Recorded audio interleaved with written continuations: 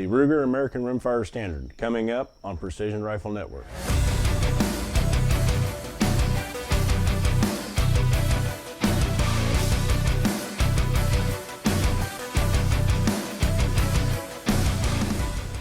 Hi and welcome. Today we're going to be talking about the Ruger American Rimfire Standard, which I have here in front of me. This is a bolt action rifle chambered in .22 long rifle. Before I get into the review and the purpose behind this rifle, I want to go over the spec sheet as provided by Ruger itself, and I printed this directly from their website. So again, this is the Ruger American Rimfire Standard Edition. There are other editions available. There's a Target. I think there's a Varmint. I can't remember all the models off the top of my head, but they're basically or essentially built off of the same platform. There are other chamberings available in this platform, but I picked this up specifically for NRL 22 competition base class. So anyway, specs from the manufacturer. Stock is a black synthetic. The magazine capacity is 10 rounds. Uses standard Ruger 1022 magazines. Overall length 37 inches, barrel length of 18 inches. It has no front or rear sights. Thread pattern, this is a threaded muzzle. It is half 28. Length of pole is 13.75 inches, weighs 5.3 pounds in its stock configuration. The material of the receiver and the barrel is 416 stainless. It's finished in satin stainless. The barrel does have a 1 16 right-hand twist. It's a 6-groove barrel, and this rifle comes in a suggested retail value price of $429. It does include one standard 10-round 1022 magazine.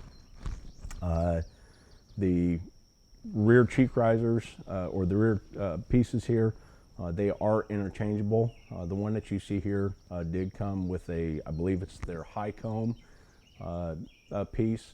I was hoping that this high comb was going to be high enough for me to get a proper cheek weld once I mounted the scope. However, you can see I do have an additional piece added on here.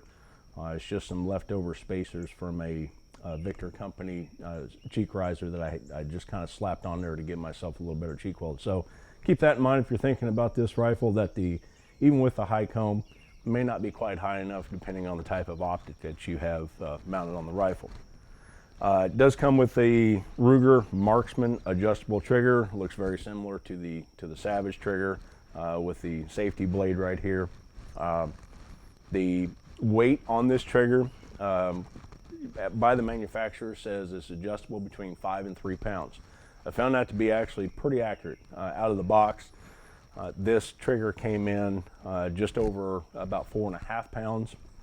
I did remove the action from the stock, and I adjusted the trigger down as far as it would go. As a matter of fact, I took the adjustment screw completely out of the trigger and was only able to get it down to right at 3 pounds. So what they say on that low 3-pound trigger, they're pretty accurate on that. Was really hoping for something to get down a little bit lighter, but until we get into the aftermarket with like a Timney trigger, which they do make replacement triggers for these, I think you can get them down to about 1.5 to 2 pounds. But anyway, that is a 3 to 5 pound trigger, and it has absolutely no take up. It does have a pretty clean break. It's got a little bit of over travel, but that 3 pounds in this really lightweight rig, that's a pretty heavy trigger for the type of competition that we're hoping to do with this rifle. The safety on this rifle, it's a rear mounted tang. It's just a simple 2-position, rear for safe, forward for fire. Red is dead, pretty simple. Does have a 60-degree bolt pattern, or a 60-degree bolt throw, I should say, sorry. I did find that the factory bolt knob on this is actually pretty good. The action is smooth. It does have the lockup on it. It's pretty snug, it's pretty tight, but it is very smooth. So I have no problem running this bolt fast. It ejects fine. I've found no issues with it whatsoever. Again, the muzzle is threaded, so you could add a suppressor if you wanted to. or muzzle brake if you're worried about the 22 long rifle. Recoil does include 2 swivel studs, one front, one rear.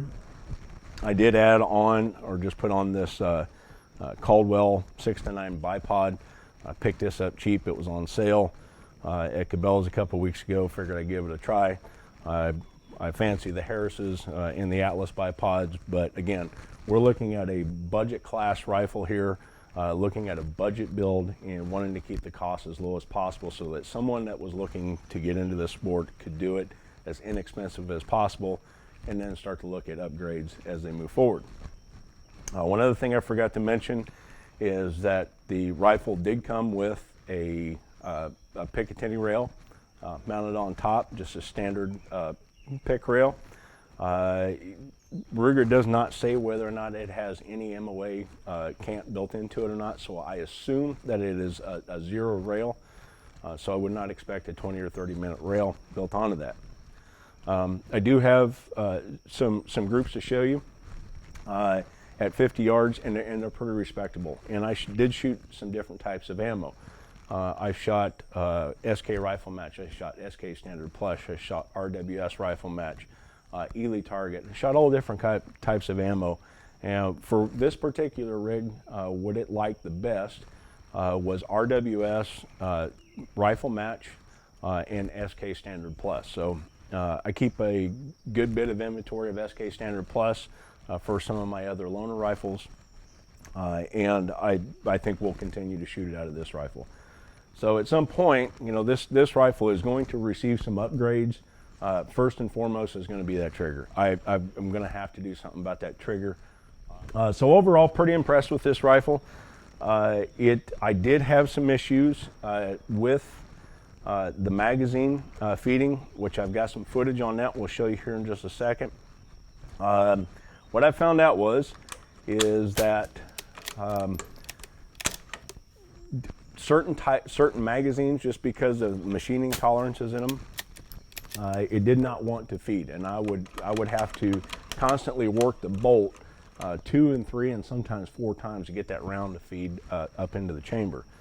Did a little bit of digging around on the internet, and what I found out was the quick fix is that on these magazines they have this protrusion right here that goes into a recess up into the mag well, and sometimes that protrusion right there is just a thou or two a little bit too long, and it doesn't sit in that recess completely. So I simply on this magazine just took a hand file, filed down just a little bit, test, refit, did all that, and got it to work just fine.